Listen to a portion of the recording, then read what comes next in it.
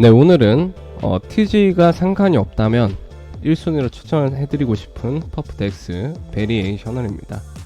네, VC부터 적폐 그 자체인 프로젝트고요. 저는 이거 약간 미친 프로젝트라고 생각을 하는데 퍼프덱스 메가 사이클의 중심에 될 가능성이 높은 프로젝트입니다. 자, 이틀 전이죠. 10월 19일자로 24시간 하루 거래량만 1빌리언 달러를 돌파를 했습니다. 네, 지금 시장에서 베리에이셔널이 주목받는 이유는 이 온체인 파생상품 퍼프덱스 시장이 섹터 수준이 아니라 전체 디파이 트렌드의 중심으로 자리를 잡고 있습니다. 온체인 파생상품 거래량이 기하급수적으로 늘어나고 있기 때문인데요. 점유율 역시 C파이를 빠르게 잠식을 하고 있습니다. 더블록에 실시간 데이터 자료가 나오고요. 덱스가 CX의 볼륨을 얼마큼 뺏어가고 있는지 계속해서 우상향을 하고 있습니다. 올라간 수치는 내려갈 리는 없는 거고요. 자, 이러한 패러다임 전환 속에서 기존 거래소와 비슷한 서비스를 제공하는 것이 아니라 아주 혁신적인 프로젝트가 등장을 했습니다. 이 베리에이셔널이고요.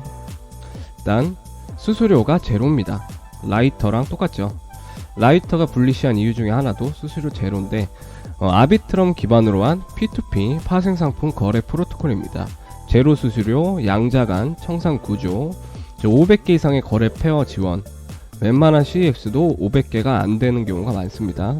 손실 환급 시스템, 로스 리펀드라는 압도적인 차별점이 있습니다. 거래를 하다가 손실을 보면 일부 환급을 확률적으로 진행을 해주는 건데요. 자, 이러한 강점 때문에 단기간에 누적 거래량 10억 달러 이상을 달성했습니다. 최근에 스프레드 개선 업데이트가 있었는데요. 그전에는 스프레드에 대한 손실이 있었지만 그거마저 다 개선이 되면서 라이터 이후로 실제로 쓸만한 거래소가 되었습니다. 하루에 손실 환급금으로 지급하는 돌려주는 금액만 1밀리언 달러를 돌파를 했습니다. 자, 아직 퍼블릭 메인넷이 출시되지도 않은 상황에서 이런 지표를 만들어냈다는 게 가볍게 볼 수 있는 부분이 아니고요. 이 프로젝트를 불리시하게 보는 가장 큰 이유는 자금력과 VC 라인업입니다. 코인베이스 벤처, 드래곤플라이 핵 VC, 요거는 전통적인 크립토 투자고요. 자, 리드 투자가 베인 캐피탈이랑 피크 XV입니다. 여기는 웹2 쪽 위주로 투자를 하는 곳입니다. 자, 동급 프로토콜 대비 자금 조달 우위를 보시면 벌크 요거 출시 예정인데요. 솔라나 퍼프덱스인데 8밀리언, 자, 모나드의 퍼플 9.25밀리언 요것도 준비 중입니다. 그리고 베리에이셔널은 10밀리언으로 가장 높습니다. 투자사를 한번 살펴보면 첫 번째는 베인 캐피탈입니다. 웹2 쪽 투자를 위주로 하고 있습니다. 하지만 이런 곳에서 크립토까지 투자를 한 거죠. 컴파운드 랩스와 어크로스 프로토콜 등 디파이 인프라에 집중적으로 투자를 해오고 있고요. 장기적인 투자를 보는 것 같고, 코인베이스 벤처는 다들 아실 건데 중요한 부분은 여기서 아반티스도 투자를 했고요. 같은 퍼프덱스죠. 자, 그 다음 또 퍼프덱스 뭘 했냐? 베리에이셔널입니다. 아반티스는 FDB 1.5빌리언까지 달성을 하고 내려간 상황이고요. 오늘자로 조금 다시 오르고 있습니다. 베이스 기대감으로 유니산 레스, 에이브, 전통적인 티어 1 VC고요. 자, 드래곤 플라이 DX의 초기 투자자, 요것도 퍼프덱스입니다. 자, 파생 상품 분야에 대한 높은 이해도를 가지고 있습니다. 볼만한 게 심퓨처스가 있죠. 오늘 업비트도 상장되었는데 요것도 퍼프덱스입니다. 자, 다음으로 제가 가장 중요하게 생각하는 피크 XV, 요거는 세카이어 캐피털의 전 인도 마케팅 담당입니다. 자, 얼마 전에 가이드 올렸던 네오뱅크 관련 카스트까지 투자를 했고요. 전부 다 합쳐서 8개밖에 투자를 안 했습니다. 생텀은 세카이어 자체도 투자에 들어갔죠. 근데 지금은 규제 등의 이유로 인해서 이 피크 XV로 투자를 하고 있고요. 그럼 세카이어는 뭐 하는 회사냐? 엔비디아, 레딧, 애플, 유튜브 요 말고도 엄청 많고요. 초기 투자를 했던 웹2에서 1티어 투자사입니다. 이 조합은 투자금 10밀리언의 문제가 아니라 이미 세계 최고 수준의 네트워크와 신뢰를 등에 업고 있다는 뜻입니다. 라이터나 GIOBT 같은 경우는 후반부에 시리즈로 추가 투자를 받았지만 베리에이셔널은 프라이빗 베타 지금 초기 단계임에도 이미 완성형에 가까운 투자와 네트워크를 갖추고 시작을 하는 겁니다. 베리에이셔널의 진짜 무기는 기술적인 부분입니다. 거래 수수료 0%고요. 청산 구조는 P2P 양자간, 상장 자산 수가 퍼프덱스 많이 퍼프덱스 자체가 초기인 것도 있고 이제 줄줄이 상장을 하겠지만 베리에이셔널은 기술적인 특징 때문에 500개 이상을 지원합니다. 확장성은 자동 상장입니다. 그리고 트레이더 인센티브, 얘네 같은 경우는 이제 에어드랍이 끝났기 때문에 지금은 없죠. 베리에이셔널은 에어드랍과 상관없이 언제나 손실 환급, 스프레드 할인을 확률적으로 제공합니다. 수수료를 벌어가지 못한다면 어떻게 거래소를 운영을 하느냐? 시스템을 이 OLP, 옴니 리퀴디티 프로바이더라는 시스템을 사용해서 스프레드에서 차익을 통해서 수익을 가져가는 구조입니다. 자, 트레이더 입장에서는 거래 비용이 극적으로 절감이 되고 OLP는 장기적 수익을 확보를 할 수가 있습니다. 자, 모든 퍼프덱스 공통 사항으로 참여하는 유저가 많을수록 볼트가 될 수도 있고 LLP가 될 수도 있고 OLP가 될 수도 있는데 그쪽에 많은 돈이 들어가면 거래소는 그쪽에서 더 많은 수익을 창출하게 됩니다. 자, 양자간 청산 시스템입니다. 기존 풀 기반이 아닌 P2P 형태로 청산이 이루어지기 때문에 거래 효율성과 리스크 분산이 동시에 이루어집니다. 다음으로 자동 상장 시스템입니다. 토큰을 몇 시간 내에 상장할 수 있고 민코인과 같이 유동성이 빠르게 몰리는 종목에 즉각적으로 대응을 할 수가 있습니다. 이 1페이지가 26페이지까지 있습니다. 어지간한 CEX보다 많은 상황이고 베리에이셔널의 가장 중요한 메리트라고 할 수 있는 손실 환급 시스템이 존재를 합니다. 트레이더가 손실을 볼 경우 일정 비율을 이 OLP 스프레드 차익 수익에서 환급을 받는 구조입니다. 즉 거래만 하는 것이 아니라 손실 리스크를 일정 부분 해칭하는 구조가 내장이 되어 있고요. 퍼프덱스 역사상 처음 시도되는 구조고요. 트레이더에게 가장 유리한 거래 환경을 만들어냅니다. 이런 구조는 자연스럽게 대형 유저, 헤지 펀드, 마켓 메이커들이 몰릴 수밖에 없고요. 요거는 이제 아스터를 거래하다가 포지션 청산이 났지만 일부분인 $1200를 돌려받은 겁니다. 확률이 높진 않지만 다른 거래소는 받을 수 있는 확률 자체가 없는 거기 때문에 이점이라고 볼 수가 있고, 창립자와 팀을 조금 알아보면 제네시스 트레이드 출신이 만든 퍼프덱스입니다. 리스크 관리, 청산 구조, 유동성 설계까지 다 준비가 되어 있는 팀입니다. 자, 파운더고요. 자, 콜롬비아 수학 컴퓨터 공학과 출신이고 구글에서 소프트웨어 엔지니어 이력도 있고요. 제네시스 트레이딩에서 엔지니어링으로 $2500억 이상의 거래량을 처리를 했던 이력을 가지고 있습니다. 자, 두 번째 코파운더입니다. 여기도 콜롬비아 응용 수학을 전공을 했고 제네시스 헤드 퀀트 리서치 쪽에서 일을 하다가 페이스북에서 데이터 엔지니어링 관련해서 일을 하셨고요. 다음은 맥스웰입니다. 기간형 파생상품 온체인화 및 리테일 확장 전략을 담당을 하고요. 베리에이셔널의 시드 및 전략 투자 라운드 대회 커뮤니케이션을 주도를 합니다.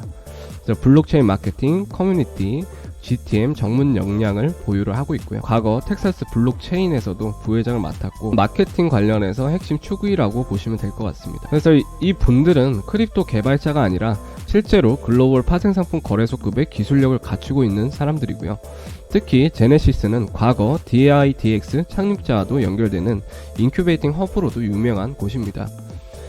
그 시장에 대한 깊은 이해와 리스크 대응 능력을 가지고 있다는 것을 의미를 합니다. 온체인 퍼프 시장 규모는 25년 올해 폭발적으로 증가해서 $4.7조 달러고요. 퍼프덱스의 점유율은 글로벌 파생상품 거래의 20에서 26%로 24년 대비 2배 이상 성장을 했고 앞으로도 성장을 할 겁니다. 시파이가 독점하던 파생상품 영역이 점차 탈중앙화 쪽으로 옮겨가고 있다고 보시면 될 것 같고요.